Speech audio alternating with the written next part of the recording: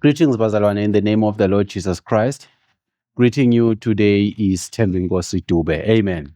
Amen.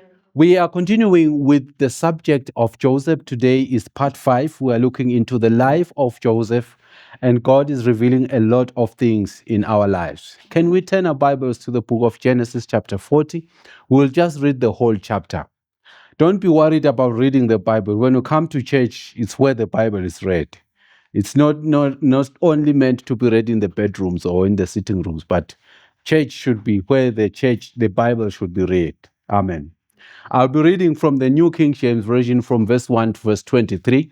It's a very detailed and nice narrative that we have to get today. Genesis 40, verse 1 to 23.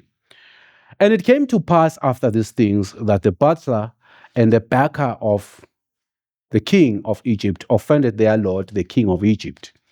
And Pharaoh was angry with the two officers, the chief butler and the chief baker.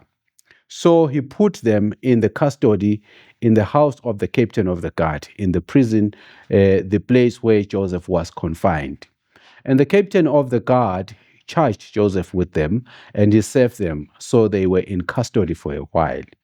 Then the butler and the baker of the king of Egypt, who were confined in prison, had a dream, both of them each man's dream in one night, and each man's dream with its own interpretation.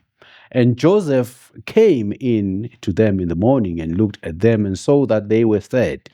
So he asked Pharaoh's officers who were with him in the custody of the Lord's house, of his Lord's house, saying, "Why do you look so sad today?" And they said to him, "We each had a dream, and there is no interpreter for it." So Joseph said to them, "Do not interpretations belong to the Lord?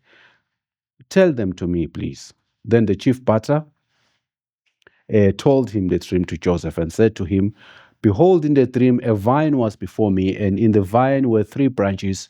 It was as though it budded, its blossoms shot forth, and its clustered both for ripe grapes. Then Pharaoh's cup was in my hand, and I took the grapes and presented them into the Pharaoh's cup, and placed the cup in Pharaoh's hand." And Joseph said to him, "This is the interpretation of it.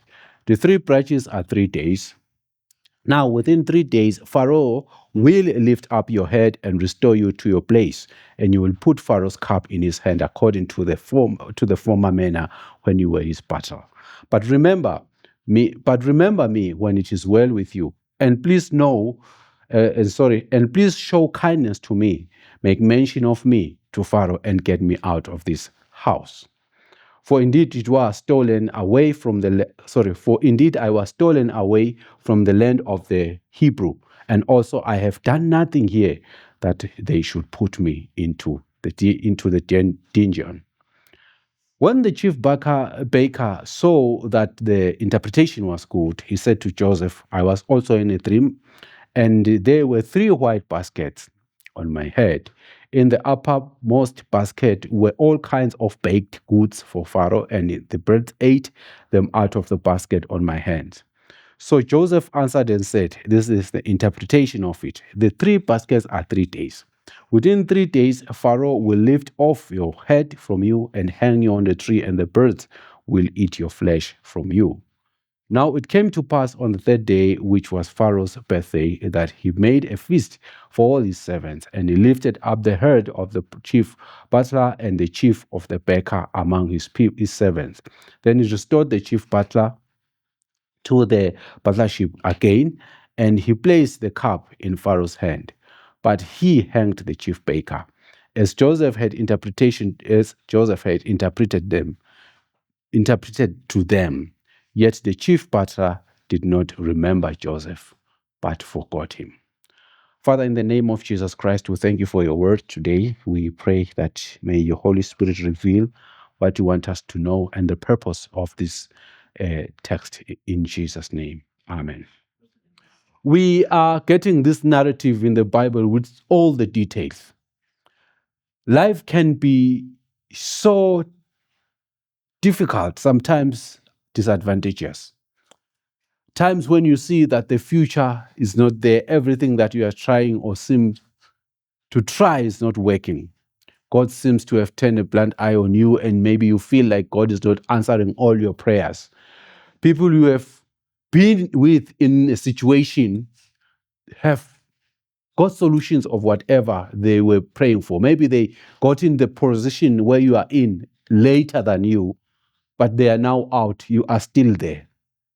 And you doubt God, does God love me, or what is there for me? This Bible text is written for us to know. It's a detailed narrative of what was happening in the dungeon or in the prison where Joseph was. Remember, he had been taken there after the wife of Potiphar lied that he wanted to sleep with him. So he was wrongly accused and put in prison for standing for the truth and refusing to sleep with that lady. In that prison, referred to as the dungeon, this was a slave place or a prison where there were stones. This was a small house, and they were there, and with no light, maybe light that's coming through, so you could just see outside. And it was not a good place. In that time, when we read, a prison was really a prison. So the Roman people, they were able to make you feel you were in prison. So Joseph was in this situation for nothing. And he still believed in the Lord in that situation. He's a person who is a Hebrew, but God has allowed him to go to Egypt. And in the midst of Egypt, he's in a prison where there is no future. We understand that people were put in prison and there will be trials. But for Joseph, because he was a slave, there was no trial. So his imprisonment was more or less like indefinite. You have been removed from your home and you are in prison for something you never did, and you are all there on your own. That's what Joseph experienced. He lived a sad life. In all the pains that he was there, separated from his family, he was living a painful life. Remember, when the words he says in verse 15 that indeed I was stolen away from my land. When he said to these guys, please remember me, I was stolen away from my land, and also have nothing that I have done here. That was something that was on his mind. But I'm in this difficult situation. I can't see my family. They don't know where I am. I don't know when I'm going to be out of this prison, because the trial won't be even there. I'm a slave here. So he is living that miserable life, a life of no hope. Now, as people today, we go through such things in our lives where we feel unfairly treated, where we are in a position or situation that is more like the prison, when you can do nothing. You don't see the end of what you are going through. That's what Joseph was experiencing. He wasn't sure if there was ever going to be a trial for what he did. So he was just in that hopeless situation. So when you are in this situation, you even ask, does God still really care about me? Is he still there? Is there anything for me in life? Because in Joseph's eye, he was going to die in that situation. There was no hope. So when these people were brought in his life, he into the danger where he was, it was like it was bringing hope. You see, when you are alone and people are brought into a situation, you feel like, oh, now there's going to be something better. And as they were sleeping now, they had these dreams, and in the morning, they woke up and saying, you know what, this is what we dreamt. So as they were telling him, look at Joseph in the hopeless situation. This was a young man between the ages of 19 and 30. He should have been starting his family, starting business. That's where you create life. But he's in prison, things are not working. And then these prisoners, when they come, these people who worked in the king's place, they came. It was like a relief. Maybe there are people to talk to. Now they're having a problem. Look at what Joseph says in verse 8. When they were telling him about the dreams, he said to them, do not interpretations belong to God? Tell them to me, please. he still knows that God has given him a gift of interpreting of dreams. He still knows that. And he still says, do interpretations belong to God? Do they not belong to God? In other words, he's saying, God interprets dreams. He's actually affirming his faith in God, that God, I still believe that you can use me to interpret these dreams. It's easy in these situations when you are so down and there is no hope, just to sit and look and say, I will not do anything. Joseph had the right to look at them in their moral state. It is easy that when you see people, they are suffering, and you know maybe you have a gift of praying for people who are the gift of healing, to lay hands on people and they are sick, and you see them in this struggle. But because you are also suffering, you say, hey, let me just keep quiet. We sometimes don't do the tasks or use the gifts that God has given us because of the condition that we are in. God has given you the gift of wisdom or knowledge. And then because you are with people maybe that you feel like, I cannot speak here, and you keep quiet. Or because of the situation that you are going through in your life, you zip your mouth. Joseph did not do that. In a time of no hope, he was able to lift the name of the Lord high. The gifts that were given by God of the Spirit are to uplift God. Regardless of the situation that you go through, you still have to reveal God. That's what this young man did, bringing God to the prisoners. Now, this young man, he had prayed. Now, these people have just come and they came later in his life, and they are coming. There's this dream. God is like, is showing them what will happen to them in the next 3 days. Look how short it is. And after the 3 days, he says, this is what is going to happen to you. And they were taken out of the prison. But he still remains there. He's also the one who interpreted the dreams. He still remains there. You might be the person who is going through a lot in life, double or whatever you are going through, that is the situation that you don't see a future or hope in it. And the people who join you in that situation, as they join you, you even advise them, and they use your advice and they leave and they're out of the situation. Think of someone who has a marriage problem. You maybe you are burning in your marriage, things are not working out, things are bad. And some people fall into the same problem, and they come to you, can you advise us, Babetu? And I do advise them and give them advice. And immediately they are out of the problem. They use my advice and they leave. But I still continue in the situation. And you ask God, really, why? This is what Joseph was going through. And to see that he had a desire to move out of this, he said to these guys, please remember me as you succeed. Remember me. It was a sign that he still had the desire that maybe these guys, as they go out, they may be able to tell the king that I'm here wrongfully accused. Now, the Bible is giving us this narrative to understand something, that God can bring people and you advise them and you go through the same problem. But as you go through the problem, you try to put your hope in people that they can relieve you. That's what Joseph had, that please remember me. And the Bible, the last verse says, these people just completely forgot about Joseph.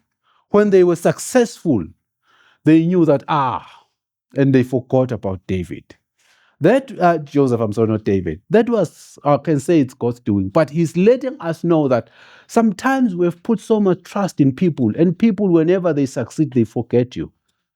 You go back to them, hey guys, I remember I told you I don't have food. Oh, by the way, what was your problem?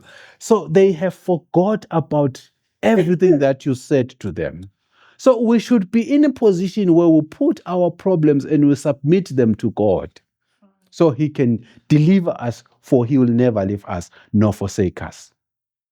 Now, Also, the other thing that we learn as we will journey into this probably next week, we'll find that God allows these people to forget Joseph. And in his right timing, he brings them back in their mind that there is a Joseph that you left in prison who can interpret your dreams. Now, when you are lowest in your life, seeing others successful, the tendency is to start to blame yourself. Now you look at generational curses. Now you start to hate people. Now you doubt, you don't believe God. Why? Because we are in a problem. This is actually the issue of generational curses come into play in our lives. We're in danger like Joseph. When you pray, when you don't seem to get an answer, where you look at people who joined you and say, no, but they've been successful, it means I am the one who has a problem. You know, if you read the Bible and you believe in it, you will understand that nothing will ever happen to you without the Lord's approval. Never. That's why we have a clear narrative of the life of Job, whom the devil went to God and asked for permission. The devil cannot just come into your life and confuse you if you are a Christian, because you are an apple of God's eye. You can't be an apple of God's eye and God will let you and the devil will come and just poke on your eye. God, those who believe in him, everything that is happening in their lives, he has allowed, regardless of the pain. But we have to understand, remember when we started the series, that there is God's big plan. When God saw that this young man who's Joseph, he's going to fulfill my dream or the promise that I said to his forefather, who's Abraham. So you might be someone God is using to fulfill a big vision for your family or a big vision for many people. As you go in this situation and you are seriously burning in it, God is just using you to redeem a lot of people. It might be in marriage. It might be in business. It might be in health. It might be in anything. God is using you as an example. He has seen that, no, this one is strong enough. I will make him to go through this thing. And when people see him, they can reference to him and get courage. You find that you are somebody, you are running your business, yours is not actually doing well. And people, they say, no, I will follow that guy who's doing the business, and they follow you. And they ask you advice and you give them advice and they succeed, but you're still struggling. God has made you to be in that situation because he saw that you are the rightful person. So we are God's masterpiece. We are God's design. He knows your role as a person. And if you are a believer, whatever you are going through, the pain, you are a reference point to someone, you are an encouragement to someone. The Bible says in the book of Genesis chapter 50, verse 20, when the brothers of Joseph came to Egypt, we will get to there, but he said, but as for you, you meant what you did for evil, but God meant it for good. These are very painful words. God meant it for good in order to bring it about as it is in this day. So save my people alive. David, when he had go through all this pain, he understood that, oh, God did this for a reason. That you may be saved. Joseph says, to save many people. So you are maybe alone going in through the whole lot of problems to save thousands of people. That's what is showing. The Bible is telling us that we might be going through stuff to save a lot of people. There are people who are still coming after you. The Bible says in Romans 8:28, and we know that all things work together for good to those who love God, to those who are called according to his purpose. So it is for the good. It will work together for good. Amen. I know we're going through a lot. Whether you have money or you don't have money, whether you have a job or you don't have a job, whether you are married or not, but everybody's going through stuff. Amen. So we need to understand that God knows what we are going through. God's idea was that this man will save them because God knows what is coming ahead. Do you know that God knows 10 years from now? He knows 100 years from now. He knows everything. The Bible talks about him speaking the future now. In the book of Isaiah 46, verse 10, it says, he declares the end from the beginning. Everything starts, he knows the end. As you go to preschool, he knows your career. He knows your graduation day. He knows your whether you will graduate or not, on what specific age. Because God knows the future. He knows it as it now. So whatever you go through, God knows. Especially when you have given him his life. He knows your life to him. He knows the future. That this is what I'm doing now for the good of my people. Amen. We are the vessels in the hands of God. We are tools. He uses us to fulfill his purpose. And remember that he'll never leave us or forsake us, as the Bible says, and that all the plans that he says, as it says Jeremiah 29, verse 11, for I know the thoughts that I think towards you, says the Lord, thoughts of peace and of evil, to give you a future and hope. That's what God has for us. So, whatever you are going through, never blame God. He has not left you out. He is still with you. Just keep your faith. And the gifts of the Spirit that he has given to you and the gifts that are in you, you don't have to sit on them until the time is over. Keep working and using those gifts even in that painful situation. That's what this narrative is telling us. You still have to work regardless of the situation. Getting into the situation that is poor, that is very, very vulnerable, does not give you guarantee to sit on your gift. You still have to work for God in that difficult situation. Keep working for him. And note that if Joseph had decided not to interpret the dream, because he had the right not to interpret and keep quiet and just leave the guys in their frustration and their stress of their dreams, he wouldn't have fulfilled God's dream. Because it was that what he did, even though they remembered him after 2 years, it was what made him to be taken out of the dungeon and brought into the king's or into the palace. And that fulfilled God's dream. So the decision to use the gift of interpreting of dreams was his doorway to move out of the situation. So sitting with the gift that God has given you will not work. It will close doors for you. Keep working for God regardless of the situation that you are in. As we come to a conclusion, God has a master plan and you are part of that master plan. The Bible never said to be part of this master plan will make you triumph and be always happy. Some situations will be tough, but you are clay in the potter's hands. If you are unfair treatment or condition, never forsake God. He is with you. Understand what you are going through. God knows it all. It is only that he's working out on this bigger plan. And enjoy to be part of God's bigger plan. And the question is, how do I enjoy in the times of desperation, in the times of need, in the times where I don't see the future?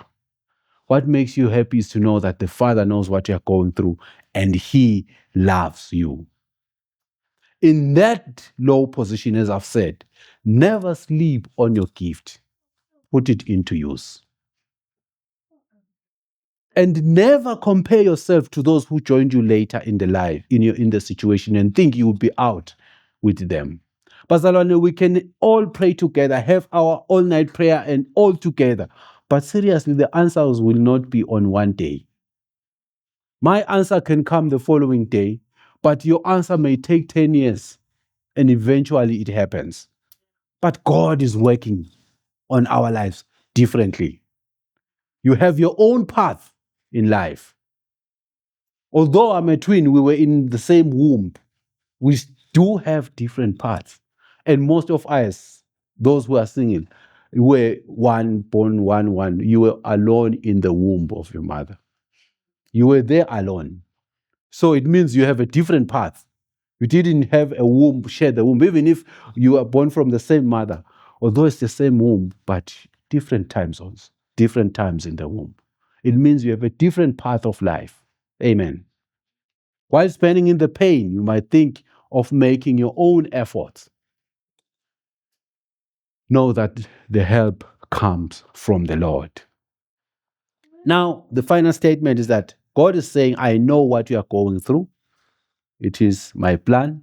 You are in the palm of my hand.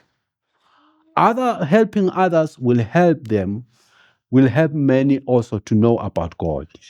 Trying to seek assistance from people will work only when God permits. We have been influenced that it is good to make connections. Have you made connections with people and they never return to you? I know we sometimes have a desire that if I can meet this CEO and put my proposal or put my CV or put my business idea, I'll be done. And you meet him finally and you share the dream and the guy forgets. You exchange numbers and emails and everything and things never work. It's not the time. But you know when is the right timing? You can meet the CEO just at the door of Pick n Pay. I mean, you're just walking and you say, I've been in search of you. You know what? They will email you something tomorrow.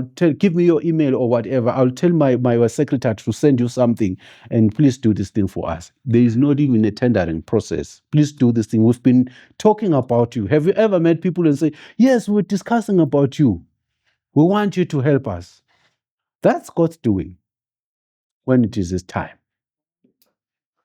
So we are fighting. Let's make this arrangement. Let's make this arrangement. Connections. While connection might work, sometimes they don't work, especially if it's not God's timing. And those that work outside God's plan, they are confusion. They are full of corruption. So God knows each and every one. And there is a bright side of your life, each and every one. So the story of Joseph is recorded for us, reflecting in our lives today. You might not be going through this. Everything maybe is well in your life, but someday you will understand it by and by. Father, in the name of Jesus Christ, we come before you. We thank you for your word. Painful as it is, some of the things that we go through, we are happy that you are our God and you direct our lives in the way you want to. We thank you, God, and appreciate your love and your care. Help us, God, to keep the faith in you, regardless of the situations that we are going through. Sometimes we doubt your care and we doubt your answering our prayers. And sometimes these situations, we see them infinite. But we know that, God, you are everything is in control and is in your plan. Give us the patience and the faith in you. In the name of Jesus Christ. Amen.